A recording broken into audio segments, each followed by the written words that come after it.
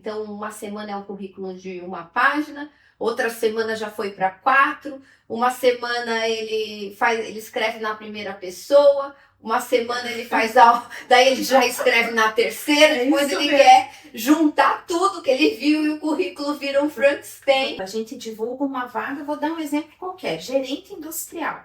Aí você recebe o currículo da gerente de RH, do gerente financeiro, da coordenadora de facilities, que não está no descritivo da vaga. O profissional que está utilizando IA no seu dia a dia, no seu trabalho, se ele está usando da maneira correta, ele é muito mais produtivo, ele é um profissional mais organizado, ele entrega com mais qualidade e sobra tempo. Tempo para quê? Para ele usar o seu potencial humano. Mas eu sei que você é uma entusiasta da inteligência artificial e que é um caminho sem volta. Veio, vamos tratá-la como aliada e não como nossa inimiga, mas ainda existe uma resistência muito grande em relação a isso, e eu diria que não são só dos 50 mais, 40 mais.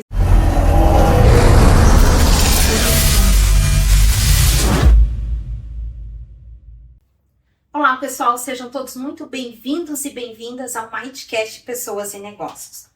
Vocês sabem que aqui nós acreditamos que para fazermos negócios precisamos de pessoas engajadas, pessoas com energia e pessoas com vontade de fazer acontecer. Hoje eu recebo uma convidada muito especial. Quando o assunto é recolocação no mercado de trabalho, com toda certeza ela é referência. Com uma trajetória marcada por propósito, resultado, mas acima de tudo, um olhar humano para esse momento de transição. Ela também é uma entusiasta das novas tecnologias, especialmente a inteligência artificial. Como elas estão transformando a maneira como avaliamos e procuramos essas novas oportunidades. Portanto, hoje nós falaremos de tecnologia, mercado de trabalho, mas acima de tudo de pessoas.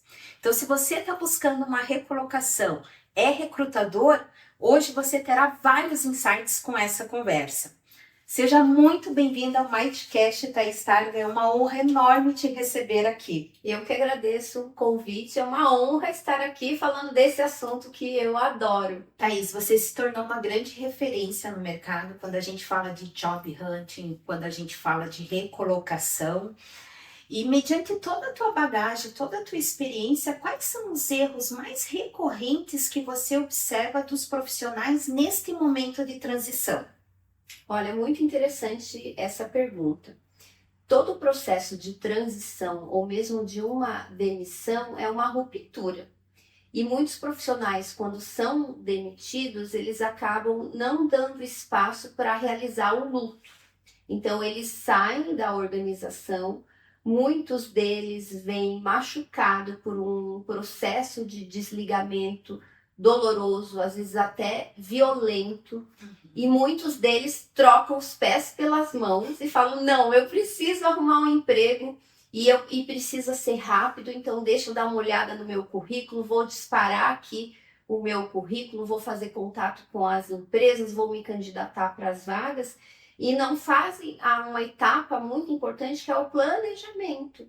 Porque hoje procurar emprego dá muito trabalho, você tem várias tecnologias, você precisa estar em dia com as suas redes sociais, você precisa ter um currículo otimizado para que ele passe nas ATS, nas plataformas online, e você precisa também saber o momento exato de acessar a sua rede de conexões, a sua rede de contatos.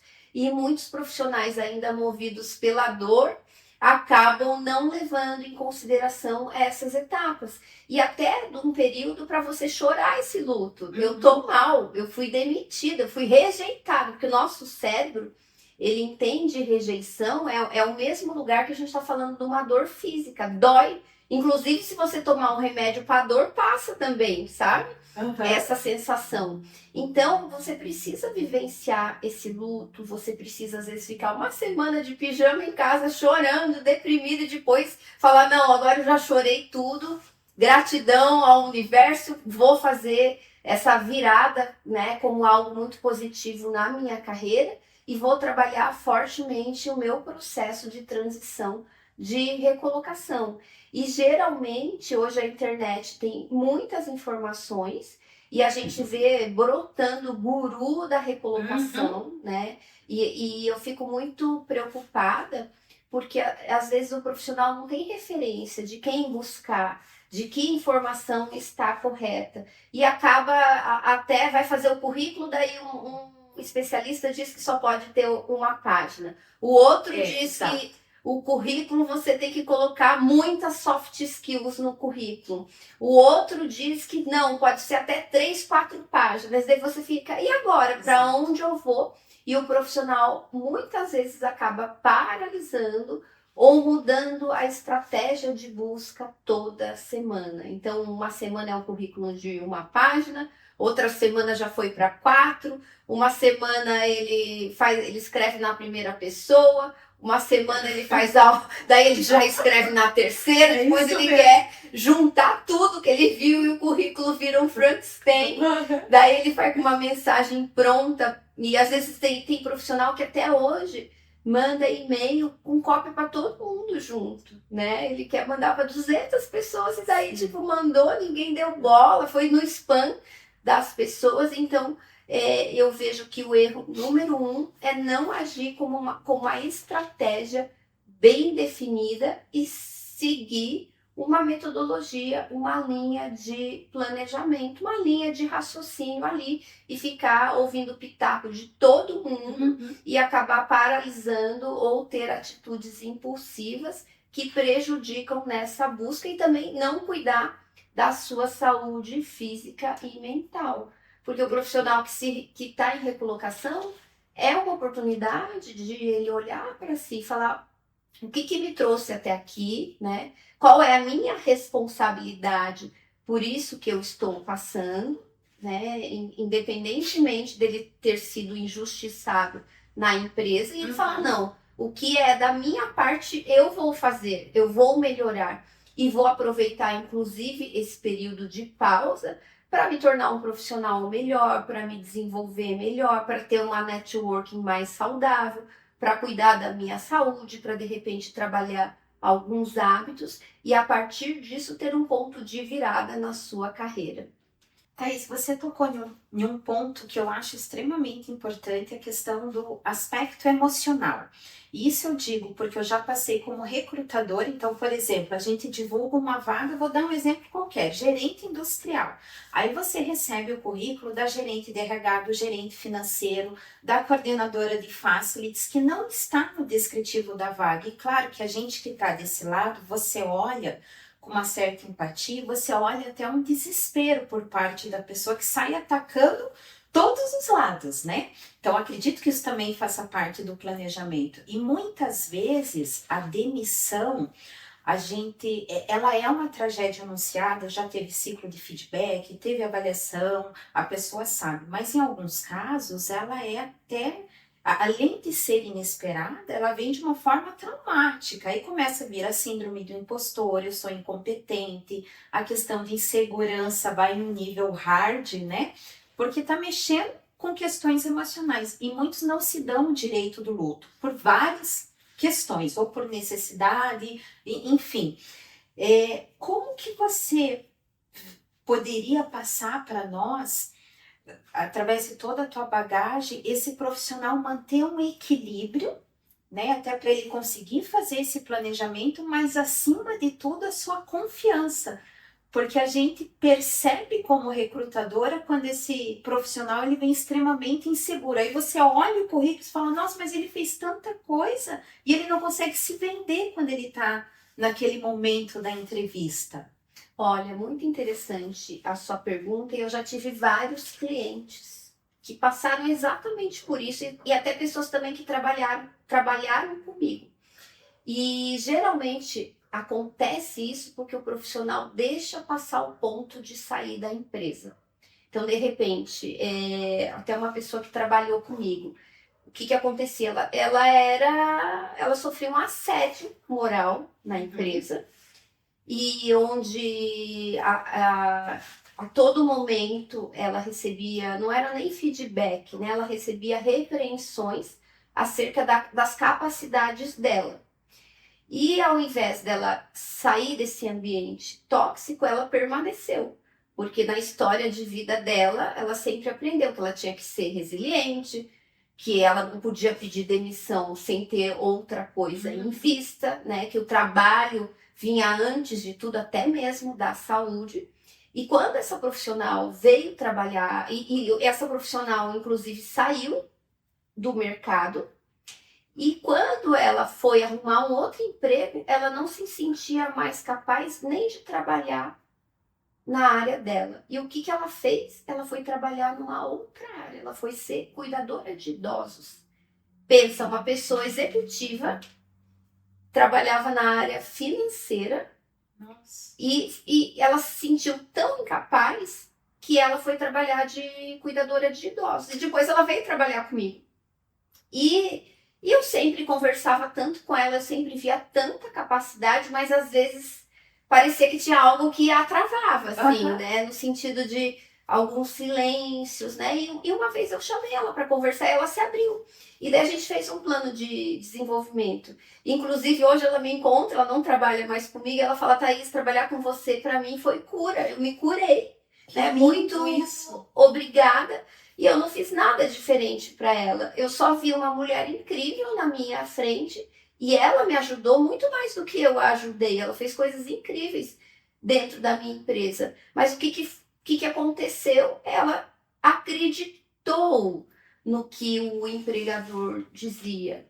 E, de repente, 2 anos da carreira dela, levando, né? Sim, chibatada, paulada, fez com que ela desconsiderasse todas as realizações anteriores. E o que eu fiz? Eu estava sempre lembrando de quem ela era. Eu estava sempre lembrando do que ela já tinha feito na carreira. Eu estava sempre dizendo a verdade para ela. Eu não fiz nada de extraordinário, né? E foi preciso esse período de resgate. E muitos profissionais acabam... E o nosso o cérebro humano, ele é incrível, né? É uma máquina extremamente poderosa. Sim. Mas a gente vem com o viés da negatividade. E o que acontece? Para a gente sobreviver como espécie, a gente passou os nossos genes mais pessimistas para frente. Porque quem era ultra otimista, né? Na época das cavernas, uau, era comido por um leão. Ai, que bichinho bonito, tchau! Perdeu a vida. Sobrevivência, né? Então a gente sobreviveu com viés da negatividade. Nossos genes pessimistas, quem tem esses genes foi sobrevivendo e passando adiante. Só que hoje a gente não está num contexto, a gente não mora na selva, a gente não mora na caverna, né? A nossa comida a gente compra em supermercado. Só que o nosso cérebro é o cérebro de 40 mil anos atrás. E a gente vem de fábrica dessa maneira. Então, tem até um livro que eu adoro, do Rick Hanson, que é O Cérebro e a Felicidade, que ele diz que o nosso cérebro é uma frigideira teflon pro positivo, então acontece algo positivo, passa rapidinho. E uma esponja pro negativo. Então a gente leva muito mais em consideração o que acontece de negativo. Então você pode ter recebido feedback positivo a vida inteira. Bastou uma pessoa começar a te dar feedback negativo, para você ir caindo, para você grudar naquilo e esquecer tudo de positivo que você tem. Então, já uma orientação. Se você está num ambiente tóxico, em que você faz, você tenta mudar e sempre recebe críticas e é sempre desacreditado, você precisa sair desse lugar. Ou você precisa olhar para o seu passado e entender que você não é aquilo que você está performando no momento ou aquilo que seu superior acha que você é. Porque às vezes o profissional nem está performando mal. Às vezes até uma questão pessoal, né? Que a gente não... né? Cada situação é um caso. E você precisa ter noção de realidade. Então faça um resgate. Converse com pessoas que já trabalharam com você. Converse com pessoas que sabem das suas capacidades, peça feedbacks positivos também, leia o seu currículo. Não tem profissional que esquece e fala, cara. E às vezes a gente lá na Tetarga, a gente faz o currículo dos nossos assessorandos. E às vezes o trabalho fica tão bonito que tem assessorando que se emociona. eles falam, meu Deus, eu já trabalhei nessa vida, eu sou top. Eu me contrataria, ficou muito bom o currículo. Mas a gente não inventou nada. O currículo foi o profissional que construiu. Então, só o fato de você olhar, de você ter um currículo bem feito, que traduz as suas experiências, já te dá mais confiança para você ir se resgatando. E lembrar desse cérebro e fazer exercícios diários, exercícios conscientes, no sentido de falar, ok, meu cérebro veio de fábrica com viés da negatividade. Mas eu sou consciente, eu estou em 2025, eu não preciso desse cérebro. Então, o que eu vou fazer hoje? Eu vou olhar, vou fazer uma revisão do meu dia, eu vou agradecer tudo que teve de bom no meu dia.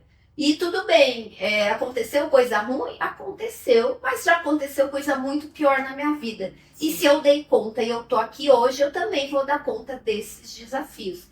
Então, para mim, eu era uma pessoa muito pessimista. Eu era pessimista. Não consegue imaginar. Eu era reclamona, reclamava pra caramba, entendeu? Eu tinha foco no problema. Quando eu mudei isso, a minha vida mudou. Mas primeiro foi uma mudança interna. Uhum. Porque eu comecei na modinha da gratidão, né? Sim. A galera ria de mim. Porque eu comecei a falar em gratidão há muito tempo. Uhum. E daí eu tinha gente que falava, vai, lá vem ela com a modinha da gratidão. E na verdade, a gratidão, ela faz esse trabalho, porque é como se você mudasse suas lentes. Eu tô vendo, quando eu agradeço, eu tô vendo o mundo com um olhar apreciativo. Então, ontem foi um dia que aconteceu um monte de coisa, eu tava meio estressada antes de dormir. Uhum. Daí eu falei, cara, deixa eu agradecer um pouco minha vida, né? Eu tô aqui, eu tô com meu filho tá bem, eu tô bem, eu tô quentinha, tá um frio em Curitiba, eu tenho ar-condicionado no quarto, gratidão. Eu pus a mão no colchão, eu falei, gente, que colchão gostoso, olha a textura desse edredom, tem gente que não tem nem uma cama para dormir, que tá na rua, né? Eu tô aqui. Eu tenho esses desafios, mas eu já tive tanta coisa pior e dei conta. Você acha que eu não vou dar conta disso? Pronto, meu humor mudou. Eu coloquei a lente positiva. Isso me deu força, me deu criatividade. Eu tive uma boa noite de sono e no outro dia eu já comecei a resolver os desafios. Já está tudo resolvido praticamente. Então a gente tem a tendência em amplificar o negativo, mas através da nossa consciência a gente consegue e mudando essa lógica cerebral, e mudando esse viés, e a gente trabalhando a gratidão, trabalhando o olhar apreciativo, o nosso humor melhora.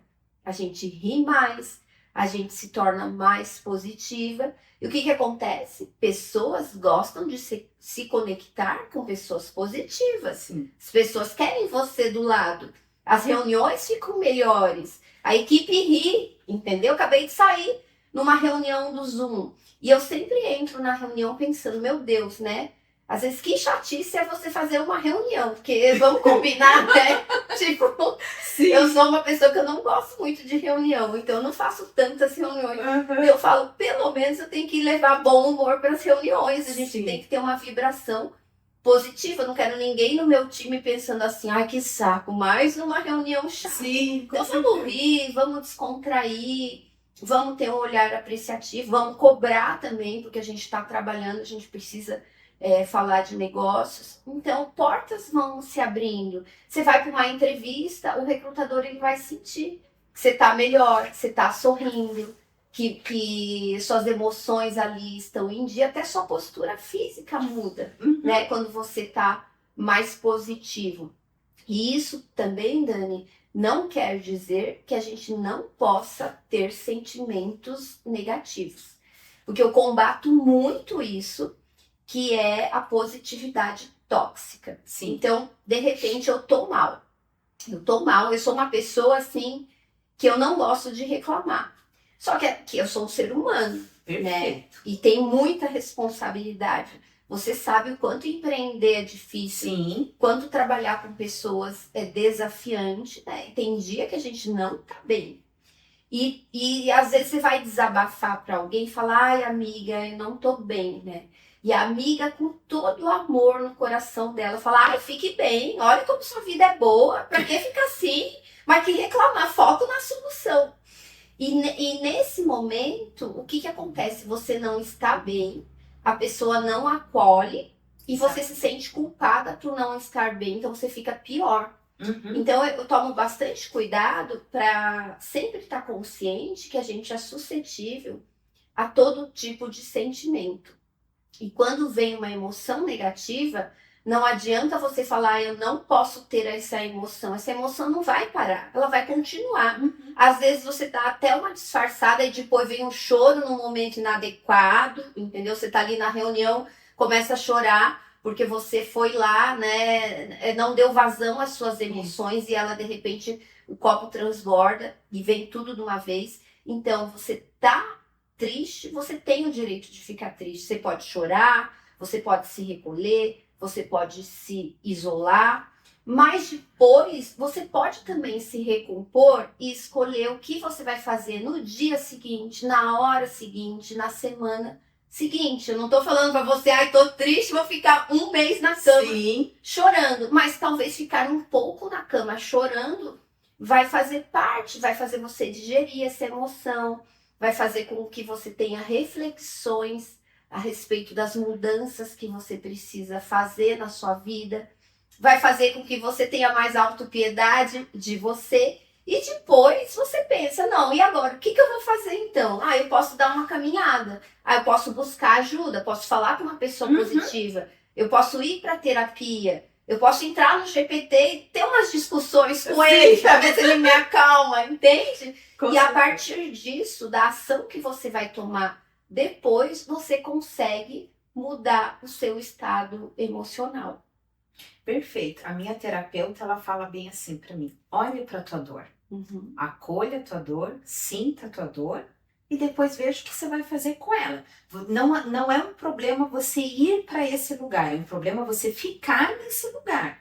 E a gente tem, devido a tantas informações, né, Thaís, que parece que é quase um pecado a gente sentir algo negativo, a gente ficar bravo, a raiva, ela é inerente ao ser humano. Sim. Né? A questão é que você não vai sair no trânsito, por exemplo, batendo, brigando com alguém, mas ela é inerente ao ser humano. Então, tudo isso que você falou me causa muitas reflexões e eu preciso abrir um parênteses aqui sobre a questão do currículo. Quando o meu currículo foi feito pelo teu time, eu olhei e falei assim: caraca, eu já entreguei esses projetos? Como assim? Como que eu não lembro? E é exatamente isso que você falou, porque o profissional não para olhar para ele mesmo. E ali eu vou te falar que eu senti tanto orgulho de mim, tanto orgulho de olhar e falar, primeiro porque eu tinha um preconceito com a minha formação de tecnólogo, que vem de uma época que o tecnólogo realmente ele não era assim bem visto, mas isso já passou, isso foi lá atrás, e eu ia carregando aquilo. E aí, um dia que eu fui conversar com a Bruna falou tanta coisa para mim que eu saí da reunião e falei: eu vou ver meu currículo diferente agora, eu vou ler o meu currículo. E que eu olhei assim, vi projetos ali que eu falei: cara, mas isso saiu daqui. Sim. Né? Saiu daqui, foi pro papel e do papel se transformou em algo grande que eu saí da empresa e isso continuou lá. Olha que bacana. Então, isso foi uma virada de chave mesmo, quando eu olhei o meu currículo com carinho e com o respeito que ele merecia. E o currículo a gente só traduziu, né? Porque você que fez, você é dona da jornada. Porque é o que você falou, nada ali foi inventado ou aumentado. Foram as informações ipsis literis mesmo do que aconteceu na minha carreira ou na minha formação acadêmica. E eu olhei ele com carinho e com respeito. Eu falei: não, mas eu mereço então estar nessa posição. Isso foi fantástico. Thaís, por falar em posição, em transição, você acha que existe, ou tem algum estudo que diz que existe um tempo médio? Porque quando a pessoa sai, né, quando ela pede para sair, via de regra, ela já fez um planejamento, ela está mais tranquila. Mas quando vem essa demissão inesperada, vem um desespero junto, vem uma vergonha, né? Eu vou ter que chegar em casa e vou ter que falar para minha família o que aconteceu. São N sentimentos que acontecem e o desespero de eu me recolocar ontem. Existe um tempo médio ou vai depender do momento do mercado, do cargo, do profissional? Olha, não existe um tempo médio, vai depender de cada caso. Uhum. Depende muito de mercado, depende muito do currículo do profissional, depende também do quanto o profissional tem flexibilidade, porque às vezes eu vejo profissionais, às vezes profissionais C-level, às vezes 50 a mais, né? Uhum. Que trabalharam, exerceram posições quando o mercado pagava muito bem. E para voltar para o mercado, né, de repente em outro cenário, em outro segmento, em outra estrutura organizacional, às vezes vai ter que abrir mão até do CLT, vai ter que ir numa posição PJ, vai ter que ter, de repente, um downgrade salarial. Uhum. E nem sempre o profissional tem essa flexibilidade ou essa disponibilidade. Tem um padrão de vida muito alto, né? Que a gente tem que considerar também. Então depende muito. E o que eu vejo, e que às vezes eu fico surpresa até hoje, é que depende muito também do estado emocional do profissional.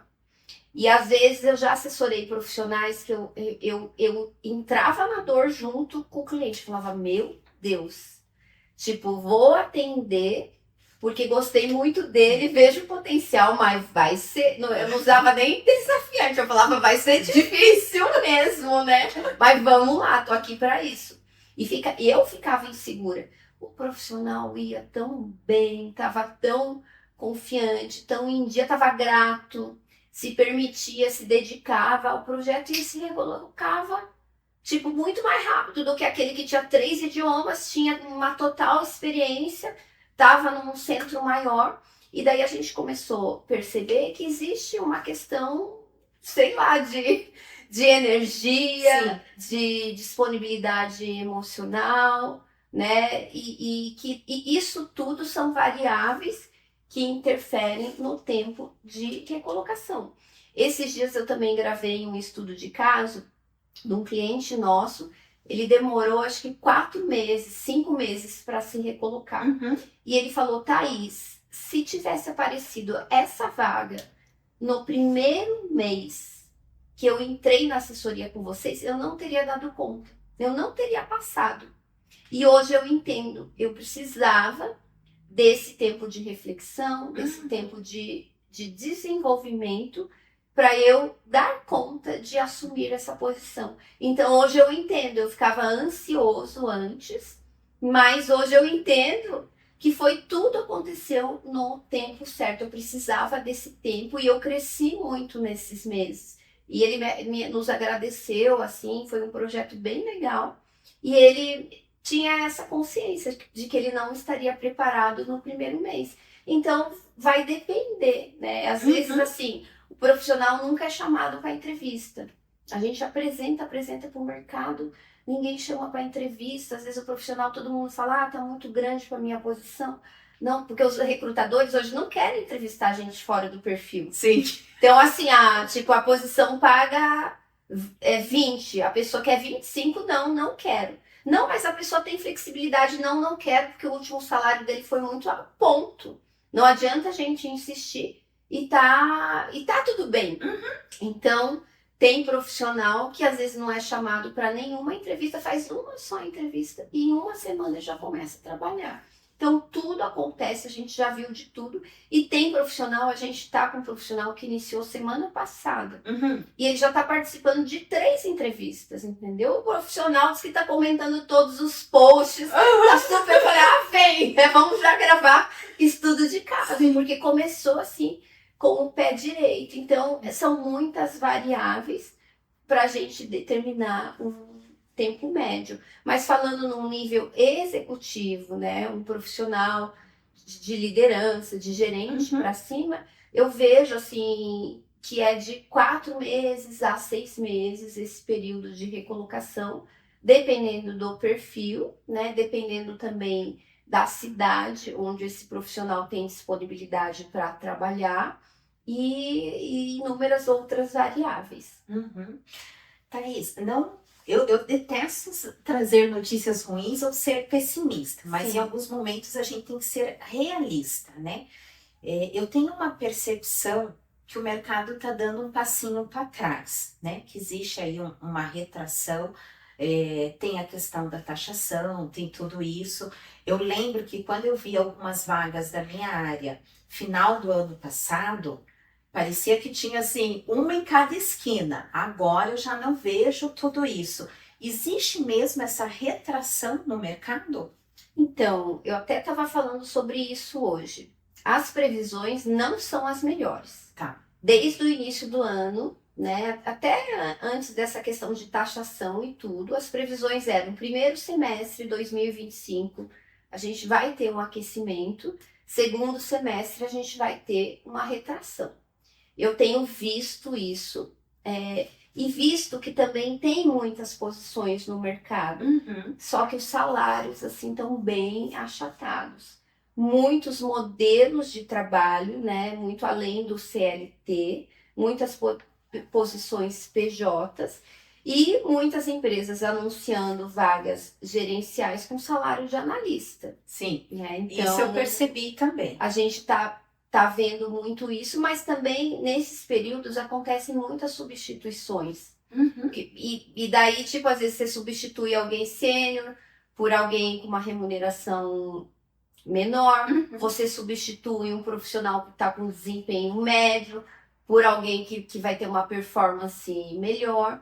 Então eu vejo que existem sim muitas oportunidades. E no momento de crise, alguns choram, alguns vendem o lenço. Exato. Então é usar, né, toda a nossa estratégia para entender o que o mercado está sinalizando e que pontos de mercado você deve atacar. Então, podem surgir oportunidades, mas creio que o segundo semestre realmente vai ser pior do que o primeiro semestre de 2025. E já estamos falando uma retomada em 2026, que 2026 vai ser um ano bom para a nossa economia. Mas muita coisa ainda pode acontecer. Eu não gosto muito de falar de previsões, e a gente precisa de muitos dados, e às vezes a gente nem tem esses dados. Eu converso com muito headhunter, muita pessoa que está, né, na linha de frente aí. Então, eu não gosto de dar previsões, mas isso é mais da minha percepção e das conversas que eu tenho com profissionais que estão aí na linha de frente. Olá, pessoal! Que bom tê-los aqui comigo. Meu nome é Daniele Xavier e eu atuo na área de recursos humanos há mais de 20 anos. E uma das maiores dores que eu sinto nessa área é o de colocar a pessoa certa na cadeira certa. Pensando nisso, eu idealizei o curso da Imagem Ideal ao Candidato Real, curso este que leva o mesmo nome do meu livro. Esse curso é dividido em módulos, e o que nós falaremos nesses módulos? Nós vamos falar sobre a importância do alinhamento cultural no processo seletivo, o quão rico é conhecermos a operação do negócio. Falaremos também sobre viés consciente e viés inconsciente, ética e legislação dentro do recrutamento e seleção, entre outros temas. Então, se você é da área ou está buscando uma transição de carreira e quer trabalhar como recrutador ou como headhunter, esse curso foi feito para você. Clica agora mesmo no link e adquira ele 100% online com e-book gratuito e certificado. A gente falou sobre a questão de preparação do profissional, muito profissionais sêniores, né?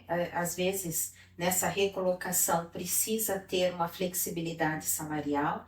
A questão emocional, que é extremamente importante, mas eu sei que você é uma entusiasta da inteligência artificial e que é um caminho sem volta.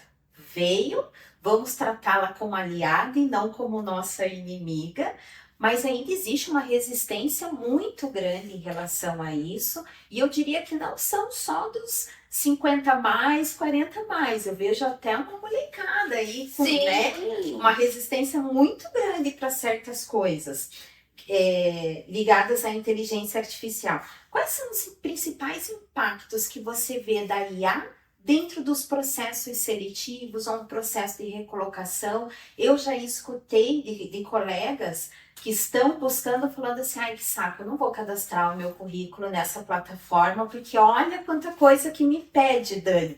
E eu falo, não, mas vai, usa a palavra-chave. Quais que são esses impactos? Olha, quem souber extrair a melhor as informações, as atividades, as automatizações da IA, sai na frente, certamente, porque essa pessoa ganha em qualidade, ganha em velocidade e ganha o nosso ativo mais precioso, que é tempo. Tá? Então, hoje, um profissional que investe em IA, e a gente, como consultoria, tem investido bastante, a gente tá louca, tá obcecada, falando de IA, e a gente tem feito assim, e o meu time tá falando, Thaís, a gente tá muito à frente no mercado, e para mim é o básico, entendeu?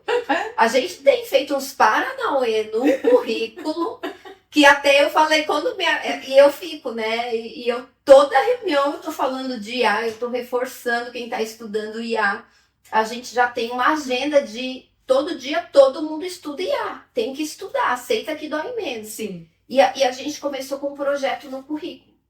Então, a gente tem um agente, e esse agente, a gente treinou para encontrar a palavra-chave, para entender o futuro do trabalho com informações do Fórum Econômico Mundial. A gente abasteceu com todas... Eu tenho um livro publicado com os meus vídeos, com todo o meu conteúdo, com tudo aquilo que eu ensino. A gente abasteceu com os nossos modelos de currículo, a gente abasteceu com várias outras informações do mercado, com o estudo de... E a gente fez assim, e ele está gerando currículos assim excepcionais. Só que não é a IA que faz o currículo sozinho, porque antes dessa IA, esse profissional ele vai ser atendido por uma consultora, e a gente daí tem um trabalho roteirizado, onde a gente extrai, porque você chega lá para fazer o seu currículo, às vezes você não sabe escrever. Exatamente. E daí, antes, como é que era feito? Você falava, eu escrevia. Eu nunca gostei de passar para o profissional escrever, porque é um saco, vocês não sabem fazer isso, não faz parte. Quem escreve somos nós que fazemos isso todo dia. E agora, veja, eu não preciso nem escrever. O que eu vou fazer? Eu vou gravar e eu vou te entrevistar. Mas eu te entrevisto pensando já no seu currículo, nas suas realizações, nos seus resultados, pensando no meu agente do GPT, que vai depois transcrever e vai colocar no nosso formato. Então, a gente faz um roteiro, a gente grava tudo isso, depois a gente junta tudo, e depois, com o olhar humano, a gente corrige. E o nosso currículo, assim, hoje a gente leva muito menos tempo para fazer um currículo, mas ainda precisa ali do ser humano, e acho que sempre vai precisar, mas ele vai para um outro patamar. E a gente estuda muito os ATS, né? Eu sou creator da GUP, né? Que a GUP, tem gente que fala, eu nunca passo na GUP. Então eu tô lá dentro da GUP, tem um curso onde eles ensinam como é que funciona, o que o candidato tem que fazer para passar na GUP, né? Então a gente usa tudo isso também na hora de fazer o material para que os nossos clientes tenham mais sucesso também nos ATS de recrutamento. E fora isso, tem outras ferramentas. Agora a gente está testando também uma outra IA que faz estudo de mercado, já faz estudo de remuneração, faz estudo de tendências de mercados promissores, de regiões que estão contratando, segmentos que estão contratando o know-how que o profissional tem. Então a gente já faz também um mini diagnóstico de carreira em uma sessão. E junto também, a gente já está trabalhando formas de impulsionar os nossos clientes também a postarem mais nas redes sociais. Então, para alguns clientes, a gente já está fazendo também uma programação de postagem, dando ideias, né, de como que ele pode usar IA. Esses dias tinha um cliente que estava desesperado, porque ele tinha um case. E ele chegou com papel. Com papel, ele estava desenhando o case. A minha consultora falou, rasga esse papel, homem, vem cá. Era online, mas ela quase que falou, senta aqui no meu colo que a tia vai te ensinar como é que faz esse case. E o que aconteceu? Ela, junto com ele, foi co-criando o case na IA, né? Então ficou com layout arrojado. A IA entregou mais do que a empresa solicitava, fez análise de cenário, né? Gerou toda uma apresentação. É óbvio que a pessoa foi aprovada, entendeu? Eu vou gravar estudo de caso com ele, inclusive, porque ele tá super grato, porque ele viu daí, ele tipo, falou, meu Deus, mas faz tudo isso, e daí ela ia, e não, mas vamos fazer isso, não, mas vamos usar esse prompt, mas não, vamos pedir esse comando, não, deixa eu revisar aqui. Ficou maravilhoso. Só que, claro, ele tinha a competência, Sim. o know-how, ele tinha a expertise necessária para defender aquele case. A IA foi o cérebro com as mãos dele. Perfeito. Que desenvolveu. E daí ele deu show na apresentação e se sentiu muito mais seguro. E ele recebeu o feedback na hora. Eles falaram, olha, você foi o único que apresentou esse cenário, você foi o único que observou esses pontos. A gente realmente gostou muito do seu trabalho. E é um cliente que agora tá voando com IA, entendeu? Porque daí ele entendeu, falou, IA, você vai ser minha melhor amiga. E a partir de agora eu vou gerar melhores resultados na organização onde eu estou. Então, o profissional que está utilizando IA no seu dia a dia, no seu trabalho, se ele está usando da maneira correta, ele é muito mais produtivo, ele é um profissional mais organizado, ele entrega com mais qualidade e sobra tempo. Tempo para quê? Para ele usar o seu potencial humano, para ele agir com mais empatia, para chegar numa reunião não ter que ficar anotando. Chegou uma pessoa anotando na reunião, pelo amor de Deus, não anota mais nada, entendeu? Bota aqui a IA para transcrever, eu quero receber a nota por e-mail, pelo WhatsApp. Então isso tudo é muito importante, porque daí são profissionais que performam mais e que conseguem ter tempo até para fazer mais autopromoção e marketing pessoal, para vender aquilo que eles estão entregando. Se você sabe que isso é necessário no nosso, até para ir ter um almoço mais longo, criar um relacionamento, dar uma volta na empresa, interagir com pessoas de outras áreas, fazer mais FaceTime, de não estar o tempo ali preenchendo uma planilha. Só que, claro, hoje a gente já tem toda uma discussão ética, né, sobre, e na verdade a gente precisa ter mais discussão ética sobre IA. Por exemplo, de quem é o trabalho? Eu não posso usar minha IA particular na minha empresa, né? Como é que eu chego, vou trabalhar e uso a minha IA? Daí para quem que fica? E os dados da empresa que eu estou colocando na minha IA particular? Aí, e na empresa estamos usando IA, mas está integrada com outras áreas? Quem que acessa? Fica na mão de quem? Então, tem até alguns profissionais de RH falando, não, como é que fica se a TI acessa tudo que eu coloco na minha IA? E que são dados de remuneração, de promoção, de demissão. Sim. Então, tem que ter, a gente está iniciando nesse projeto e vejo que muitas empresas também têm uma colcha de retalho. O setor A usa essa IA, o setor B, e não se conversam, não tem integração. Então, é um caminho longo de muito ajuste ainda. É um caminho sem volta, a gente tem que ver ela como aliada, mas teve aqui no podcast, inclusive, o Álvaro, que ele dá certificações da IA, né? Então a empresa dele é essa empresa que dá certificações para faculdade, para poder você ter do pacote Office e tudo mais. E ele até trouxe o caso de um banco que foi justamente isso. Aí entrou a questão de compliance e tudo mais, porque eu estava usando a IA internamente, mas tinha que usar do banco, e daí não podia, daí poderia ser justa causa, daí... Aí eu olhei e falei assim, nossa, é muito maior do que a gente imagina. Muito. Né? Porque assim, a grande maioria, a verdade é que está usando o ChatGPT para coisas boas. Isso é o que a grande maioria. Não viu isso ainda, tamanho que é essa ferramenta. Né? Então eu percebo com pessoas que eu converso, assim, espera que eu vou perguntar pro chat um barzinho bom em Curitiba. sabe, coisinhas assim. Sim. Não tô dizendo que tá errado, mas não viu ainda o potencial dessa ferramenta para nós, profissionalmente, porque RH tem muitas demandas operacionais, né, quando a gente está ali. Então, quando você começa a ter uma plataforma da ATS, que você não vai mais ficar pegando o currículo, que olha, eu sou da época de levar a vaga na Gazeta do Povo. Sim, também sou dessa época, amiga. Olha, você levava, aí você sabia Sim, que na do segunda-feira ia balcão, chover né? no balcão. Tipo, era balcão e tinha um número, né? Isso Daí você mesmo. levava o currículo lá e ia pegar o calhamaço. É bem isso. Aí saía nos classificados. Na É. segunda-feira você só ia triar currículo, você não fazia mais nada, mal saía para almoçar.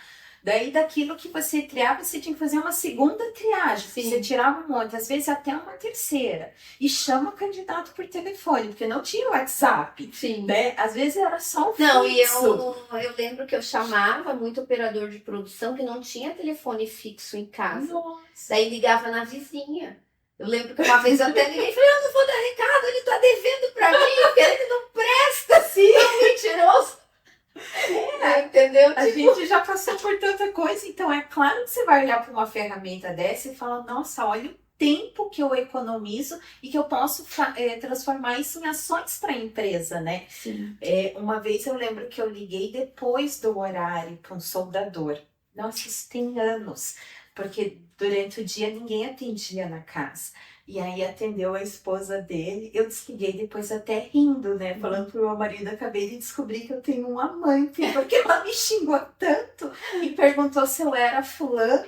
Eu falei, ó, eu não ligo mais, porque alguma coisa está errada ali. Sim. Então a gente tinha que trabalhar muitas vezes depois do horário, porque durante o horário comercial não tinha ninguém em casa, ninguém atendia telefone. Então a gente olha para todas essas mudanças digitais com carinho. Mas tem o candidato que não olha com todo esse carinho, né? Porque eu já ouvi assim, ai, por que você colocou uma plataforma? Por que eu só não mando o currículo no teu e-mail? Porque não tem a noção, né, Thaís, do que é ficar criando currículos ali. E pegando o gancho de tudo que a gente está falando aqui, Thaís, como que a IA pode ser um parceiro para esse profissional que está em transição no seu planejamento de carreira?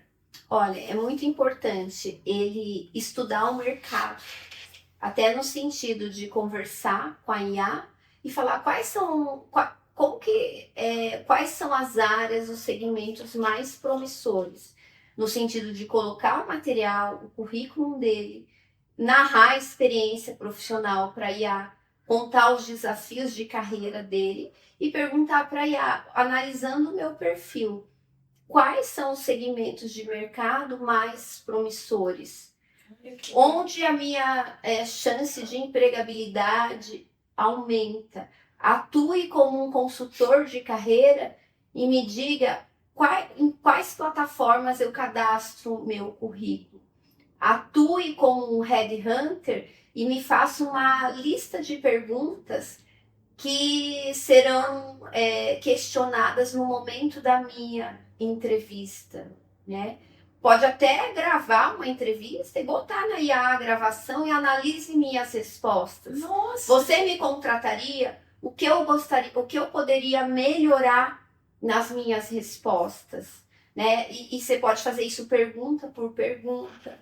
Você pode daí estudar cenários. Você pode pedir para a IA, inclusive, otimizar o seu LinkedIn, né? Você pode até falar, analisando o meu perfil, quais são os meus principais concorrentes? Falta algum curso para eu fazer e melhorar o meu currículo? Pode me indicar um curso grátis? Uhum. E vai conversando com a IA como se fosse seu consultor de carreira, seu coach de carreira, como se fosse seu mentor. E vai discutindo, e faz isso tudo no mesmo chat, né? Uhum. Não abre um chat cada vez. Porque a IA tem memória e ela vai daí se aperfeiçoando no seu caso, usando as informações que você já abasteceu.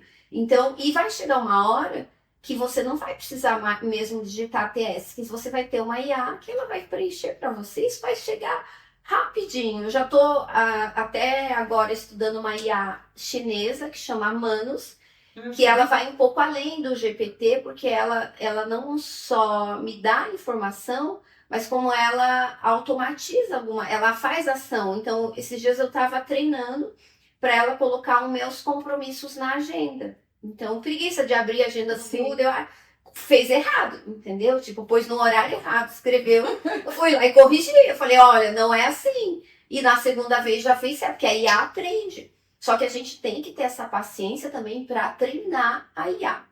E às vezes tem profissionais, e profissionais jovens, que falam, não funcionou para mim. Eu vou entender por que não funcionou. Porque a pessoa fez 2 prompts. E não é assim que funciona. Se você está usando só um prompt, só um comando, você está usando um pouco mais do que o Google. Você não está extraindo o melhor da IA. O negócio é você treinar, você dar informação e você ir extraindo o melhor da IA. Eu amo escrever. Amo. Escrever para mim é terapêutico. Mas esses dias eu falei, vou fazer um post. Eu falei, quer saber? Peguei, abri o meu GPT que eu tenho no WhatsApp para ser mais rápido. Às vezes até tô assim meio ocupada, esperando. Clico lá e começo a mandar áudios. Daí eu falei, olha, eu quero fazer um post. A headline é essa e eu quero falar nesse post. Quero falar dos meus clientes, quero falar... E fui falando tudo, as minhas ideias para IA. Eu não falei, eu quero fazer um post sobre esse assunto, ponto.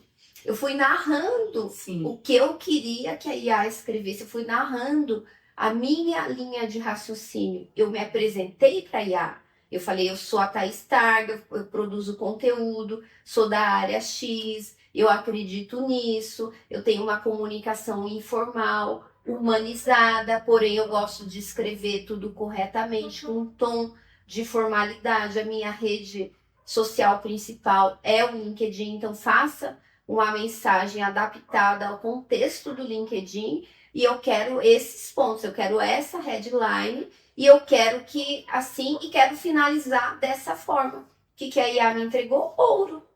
Um post que eu levaria 30 minutos, eu falei, cara, sou eu escrevendo, não é uma IA, não tá robotizado.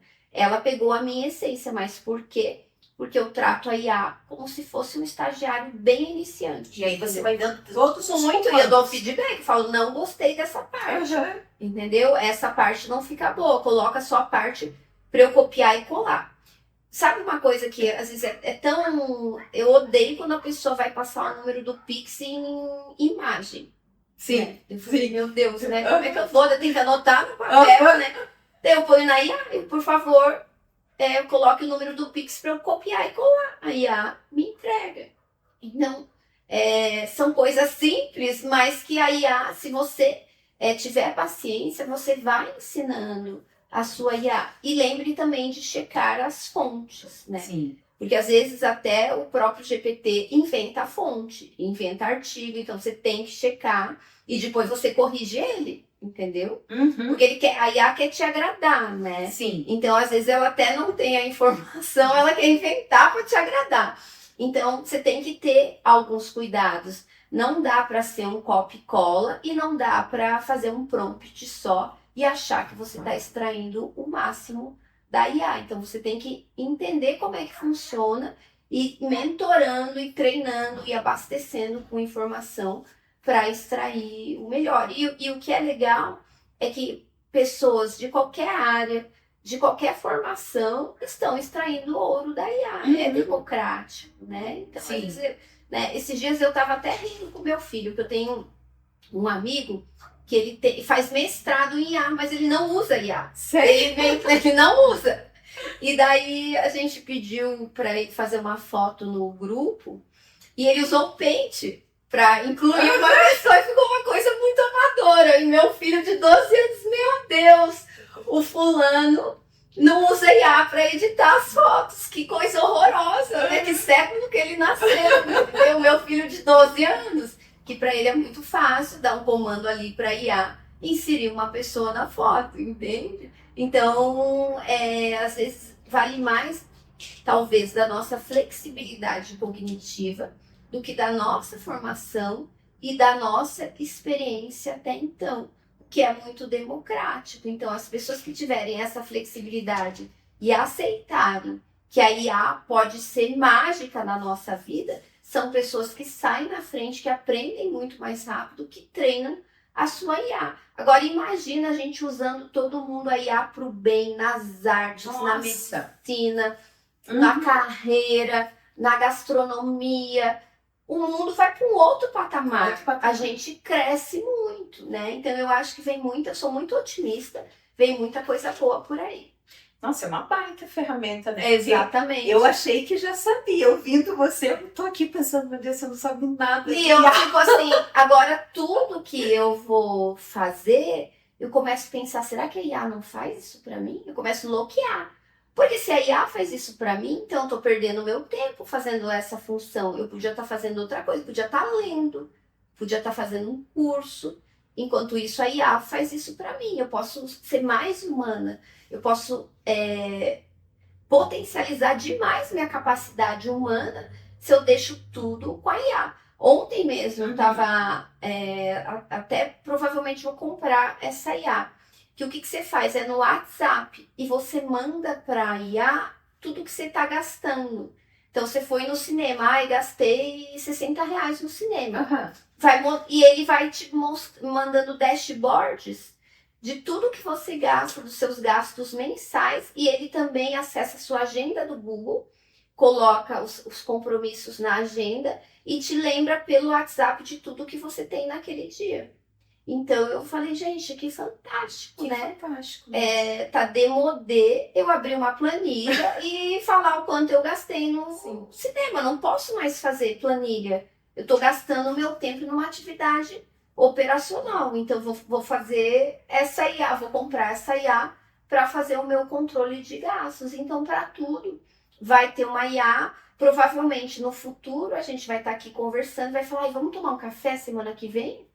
Os nossos agentes vão conversar. Já vão nos dar 3 opções de agenda, a gente vai clicar. Já vai sugerir o lugar, só de ouvir nossa conversa. E a gente não vai fazer nada e vai estar marcado o nosso café na semana que vem. Isso para quem tem uma agenda apertada, pense, Thaís, é um sonho.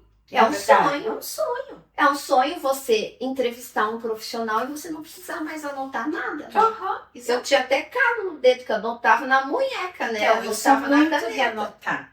E não, a gente vai estar lá, eu vou ter condição de ser mais empática.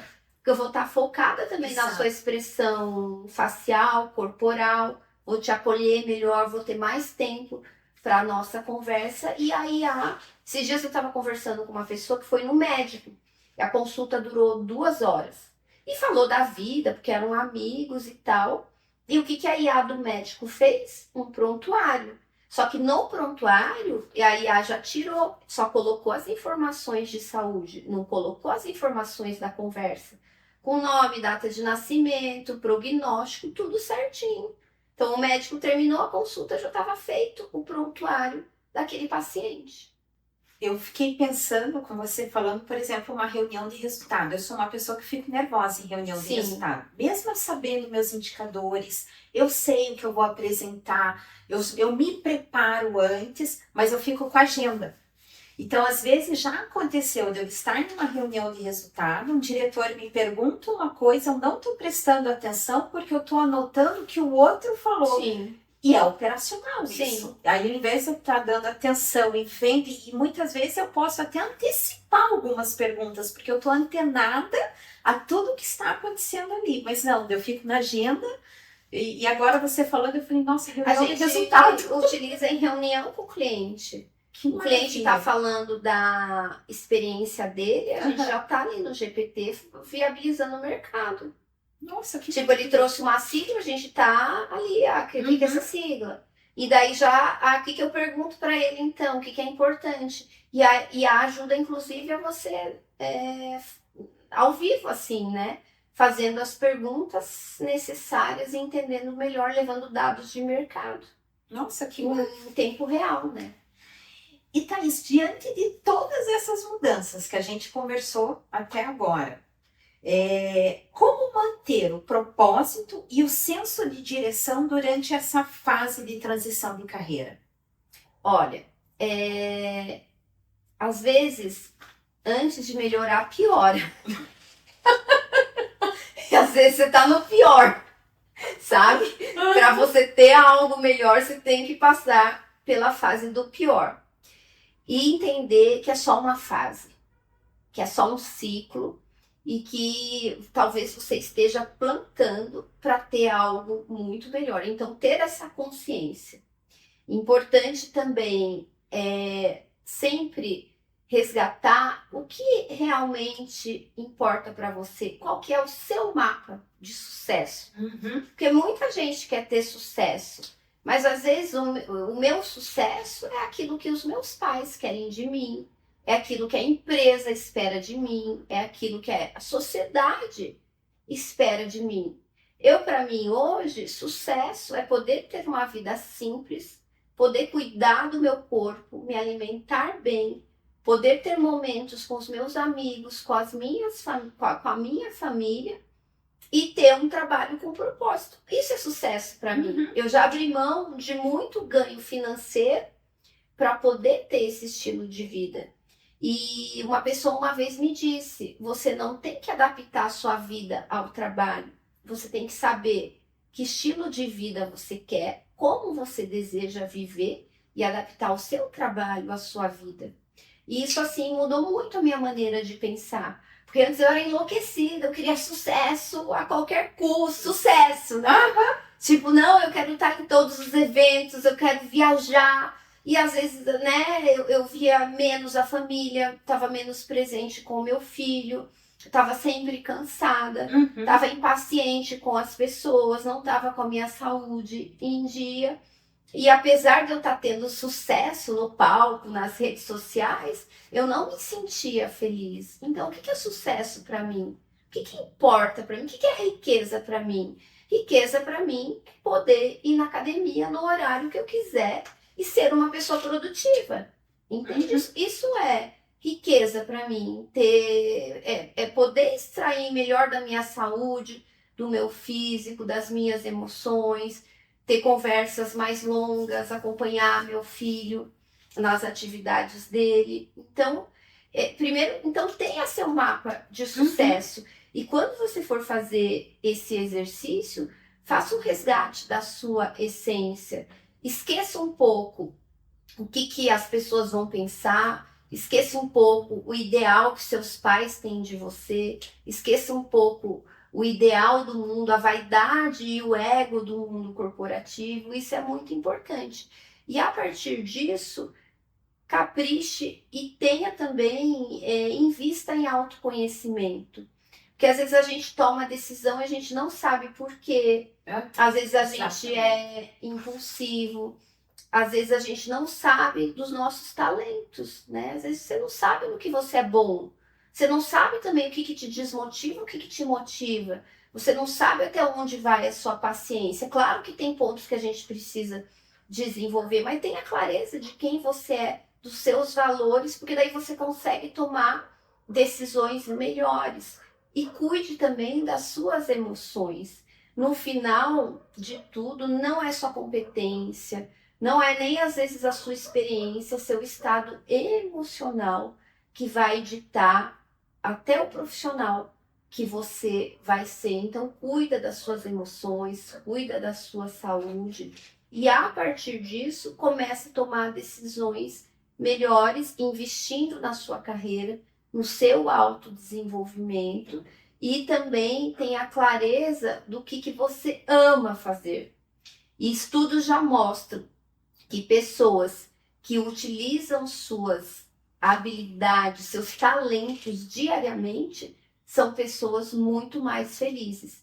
E talvez você nem utilize seu maior talento no trabalho, e tá tudo bem. Mas às vezes é aquele trabalho que vai te dar condição de fazer uma coisa à noite, fazer um esporte que você é fera, e você tá utilizando um talento seu, mas tem essa clareza, que talvez o propósito do seu trabalho é se capitalizar, se cuidar, ser um profissional competente para você entregar para o mundo a atividade que você faz fora do trabalho. É um propósito também.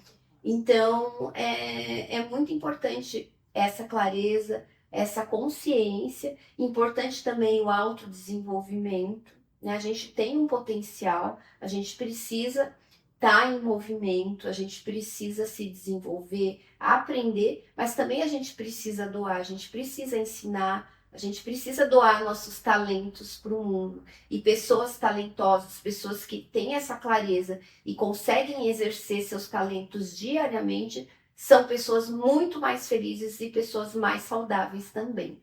Ai, que lindo!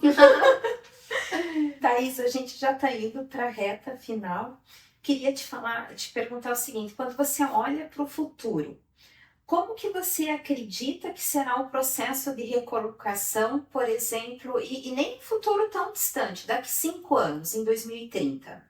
Olha, a gente vai ter muita IA, muita tecnologia, mas ainda a gente vai precisar do ser humano. Essa questão da networking, né? Eu atendo, todos os dias a gente atende profissionais que falam, eu sei tudo, mas eu não tenho rede de contato, eu não sou conectada. Eu preciso conhecer as pessoas, eu preciso me apresentar para as pessoas. Então, creio que a networking, né? O seu ativo humano ali vai ser muito importante, mais do que nunca, porque é isso que vai nos diferenciar, a nossa capacidade de vínculo, a nossa capacidade de empatia, né? O quanto a gente entrega, talvez até fora ali do trabalho. Creio também que as pessoas trabalharão menos horas, menos atividades operacionais, né? A gente vai ter condição, mas, porém, as nossas atividades serão muito mais desafiantes. Então, o profissional vai ter que usar muito aqui o nosso pré-frontal, né? Nossa capacidade mais humana, mas provavelmente vai ter habilidade muito mais social, muito mais soft skills, que são as competências comportamentais, vai utilizar muito da criatividade, da empatia, do acolhimento e vai delegar o que é operacional. E creio que o profissional ele vai ter períodos, né, em que ele vai ter que também se reinventar. Então, hoje, 60% das crianças que estão em idade pré-escolar vão trabalhar em profissões que ainda não existem, a gente não sabe. E muito provavelmente a gente vai ter que se reinventar várias vezes na carreira. Então, o que eu faço hoje, talvez daqui 10 anos não seja o suficiente. Vou ter que estar fazendo outra coisa.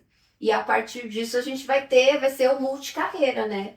Por 10 anos eu faço isso, por 5 eu faço aquilo, daí eu me reinvento, entrego isso. E isso pode ser fascinante, porque daí não cai mais no marasmo, na rotina. Sim. E naquela coisa que o mundo corporativo vai sugando aos poucos, né? Aquela rotina super estressante. Então, eu vejo com muita positividade o futuro.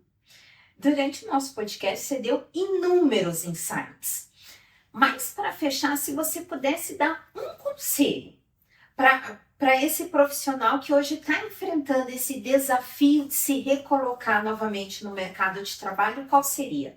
Olha, até esses dias eu estava assistindo aquele filme lá do Rocky Balboa, lá, Sim, né? sim. Que ele fala pro filho dele lá numa cena que a vida não é só sobre as nossas vitórias, mas é a nossa capacidade até de levar soco, de levar pancada e conseguir ficar em pé e conseguir, né, a partir disso não desistir. Então eu creio muito nisso. Talvez você esteja só se medindo pelo seu sucesso, que às vezes você nem sabe o que é o seu sucesso para os outros. Mas a nossa vida, a nossa capacidade é mais o quanto a gente consegue levar pancada e mesmo assim continua de pé, continua uma pessoa íntegra, continua uma pessoa bondosa, continua uma pessoa que trata bem as outras pessoas e que consegue se reinventar e que isso consegue extrair o seu melhor. Então eu não sei o que você está vivendo hoje. Talvez você não esteja no seu melhor momento, mas se você conseguir passar por tudo isso com integridade de valores, você vai para um outro patamar. E eu honro muito sua presença e honro muito as suas realizações nesse sentido.